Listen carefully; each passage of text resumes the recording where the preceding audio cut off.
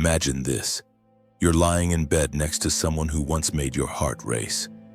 Now you both scroll in silence, present but unreachable. You remember how it began, late-night conversations that felt electric, promises that felt eternal, passion that seemed unshakable. Now, silence, a polite distance, a vague ache where something sacred used to be. You tell yourself it's normal, that love fades, that relationships change. But deep down, a voice inside you whispers, "This isn't what I was promised." You were told love would complete you, that the right person would know how to hold you, that once you found the one, the work would be over, that if it hurt, really hurt, it just meant it was real. And so you chased the story, the cinematic love, the soulmate, the spiritual twin flame. You bought the idea that someone would fill the spaces inside you that felt too sharp, too broken, too dark. But no one told you the truth. That love, real love, is a mirror, not a rescue. That the people we're drawn to are often the ones who will unconsciously recreate our deepest emotional wounds. That most of us don't fall in love with another person. We fall in love with how they make us feel about ourselves. That what we call romance is often projection, fantasy, and unfinished childhood business dressed up in poetic language. You weren't just lied to by fairy tales. You were lied to by movies, songs, stories, influencers, even therapists. And yes, by yourself.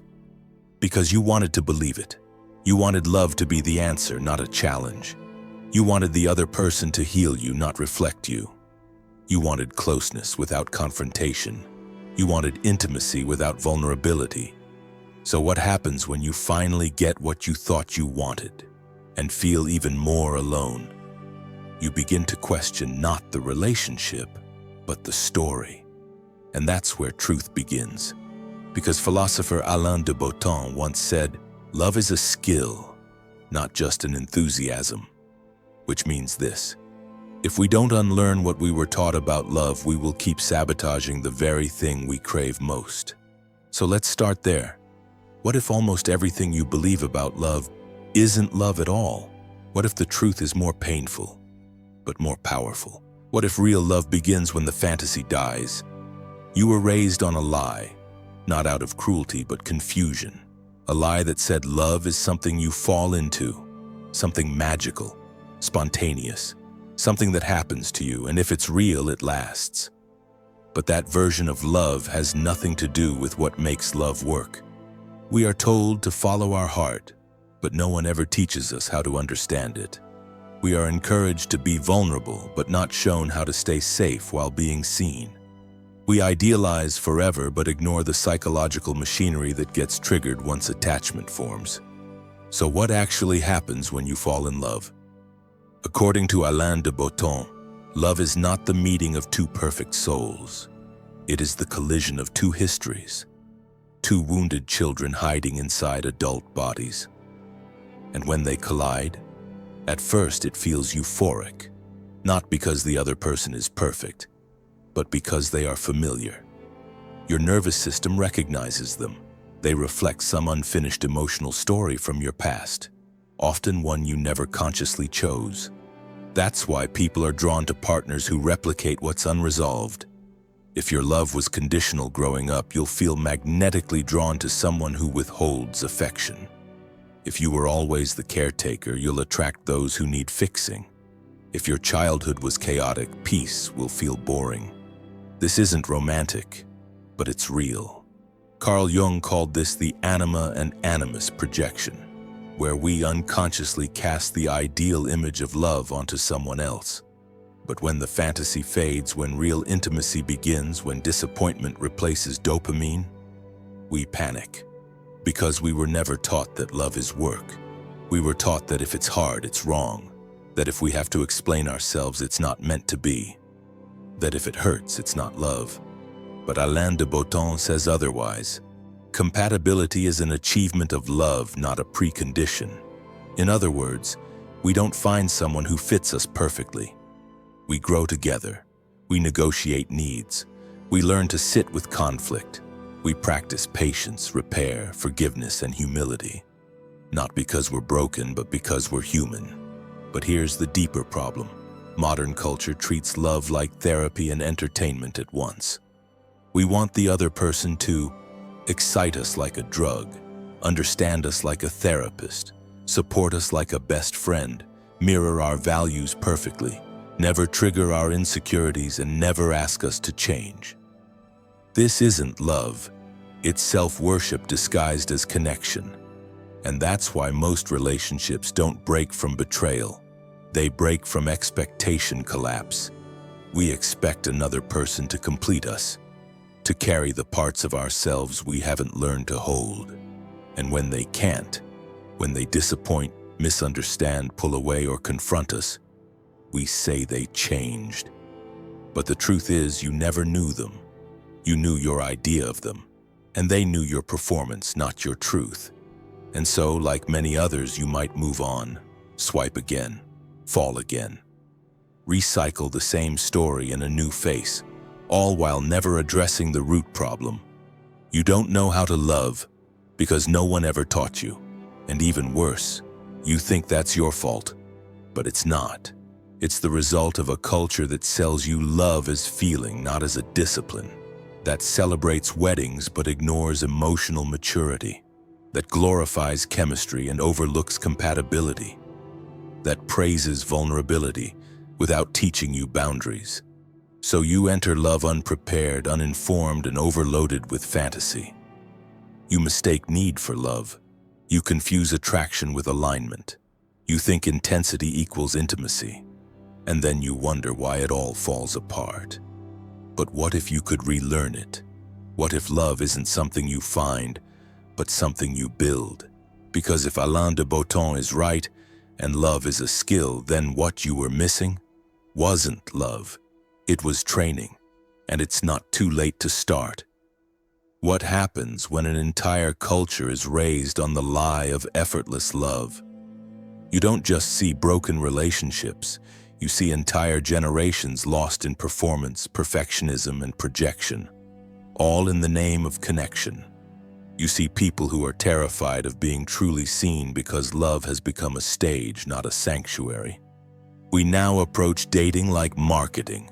We curate our appearance. We highlight our value. We suppress our shadows, not to connect, but to be chosen. And the deeper tragedy? Even when we are chosen, we don't feel loved, because being chosen for your performance is not the same as being loved for your presence. But we've been conditioned to believe they are. This is the invisible starvation of modern relationships. We're surrounded by options, but starving for depth. We chase validation, but run from vulnerability. We expect unconditional love, but offer only conditional parts of ourselves. We crave safety, but confuse familiarity with truth. So we find ourselves in cycles, romantic highs followed by inexplicable distance, endless talking with no intimacy, promises made in passion, broken in silence, quick love, quicker confusion, and a slow, quiet despair, because love that starts as fantasy ends in disillusionment. And what's worse, we blame ourselves for the fallout. We ask, why can't I make this work? Why do I keep getting hurt? What's wrong with me? But the better question is, what story are you still living in? Alain de Botton teaches that most of us are living inside a narrative about love that's been shaped by childhood, capitalism, and culture, but not by truth. And this narrative comes with a devastating cost. Number 1, you confuse love with intensity. You think the person who makes your heart race must be the one. But sometimes that adrenaline is your nervous system reacting to familiar pain, not to genuine connection. You chase the high, not realizing it's reactivating old wounds. Number 2, you avoid real compatibility. You think if you're bored, something's wrong. But stability and calm feel foreign to people raised in chaos.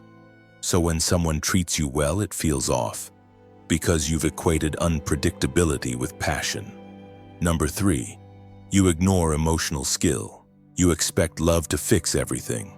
But love without self-awareness creates emotional codependency. Without communication, regulation, repair, and patience, even the best match will erode under pressure. And when that happens, what do? We distract, we leave, we try again with someone else, thinking the problem was the person, not the pattern. And so we fall again, and fall again, until falling in love becomes less like entering a sacred space and more like throwing yourself into the fire, hoping this time it won't burn. But the problem isn't that love burns, the problem is that we keep walking in without armor, tools, or maps. We are in the middle of a quiet relationship epidemic. Divorce rates are still high. Marriages are emotionally hollow. People in long-term relationships feel chronically unseen. People dating feel numb, used, or exhausted. We have more access to potential partners than ever, but connection feels more elusive than ever. Why? Because no one told you that love is not a feeling to protect, but a space to grow within. And growth? Growth will make you uncomfortable. It will confront you. It will stretch your identity. It will ask you to change. Not for the other person, but for your own evolution.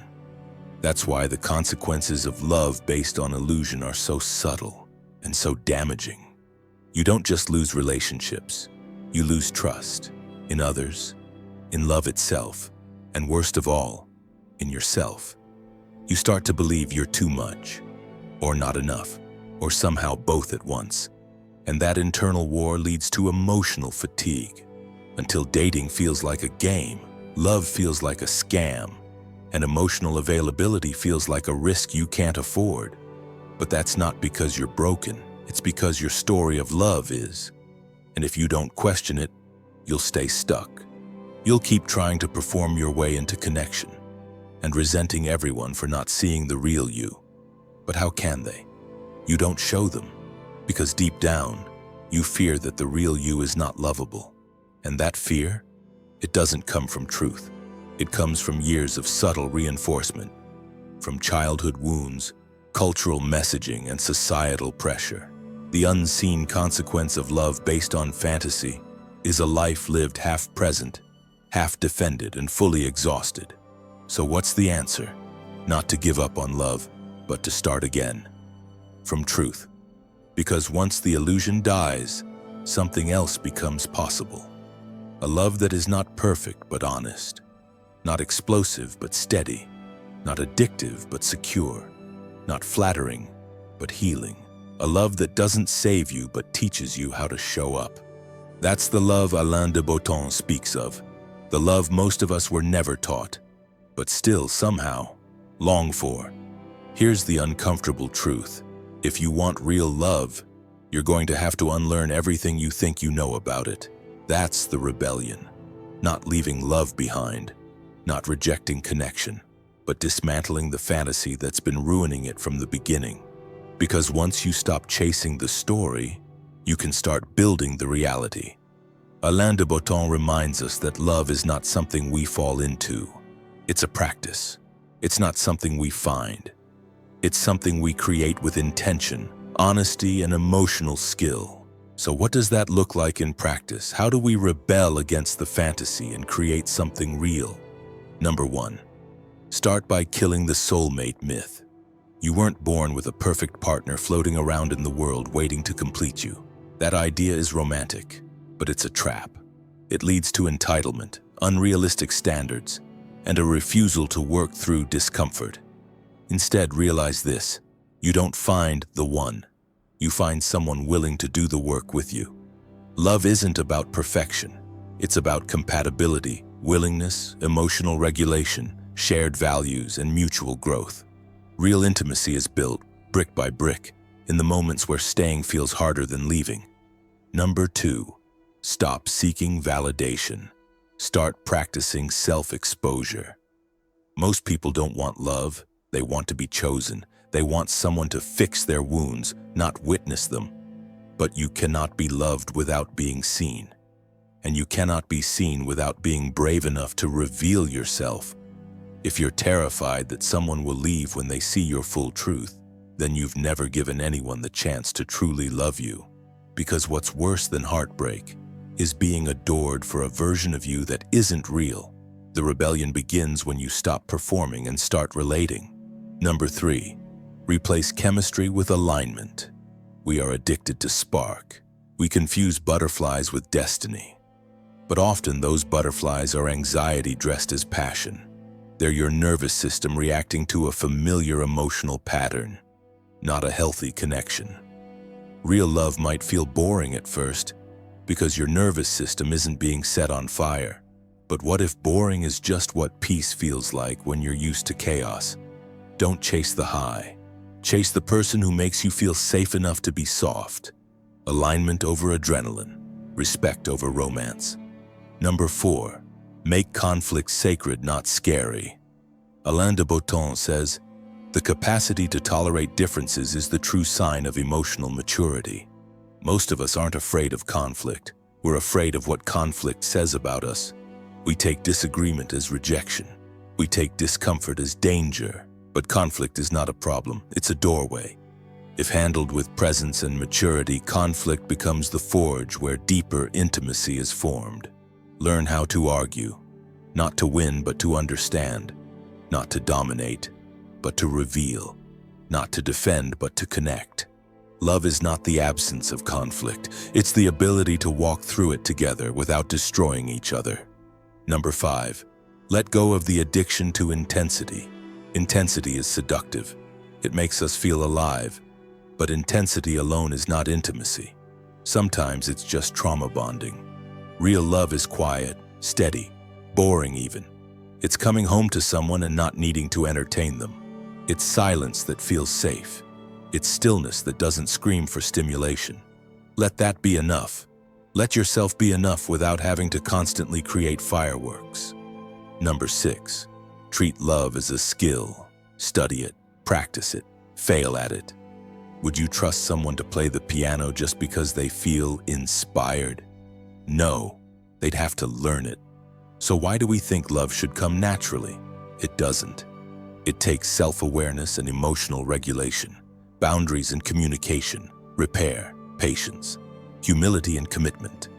Love is not a reward for finding the right person.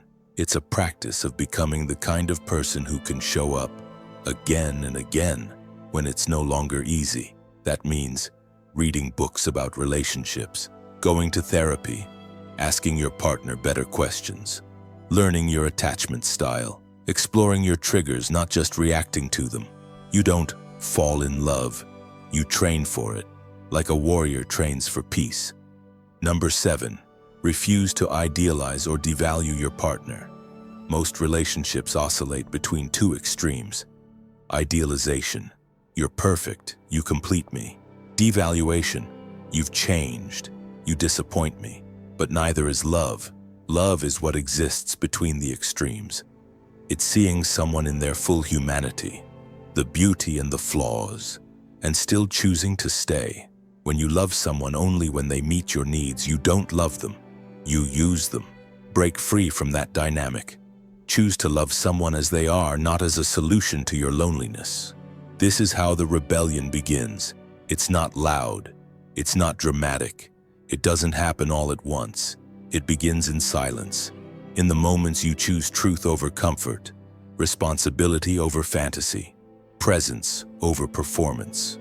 It begins when you realize that love was never supposed to feel perfect. It was supposed to make you real. And real?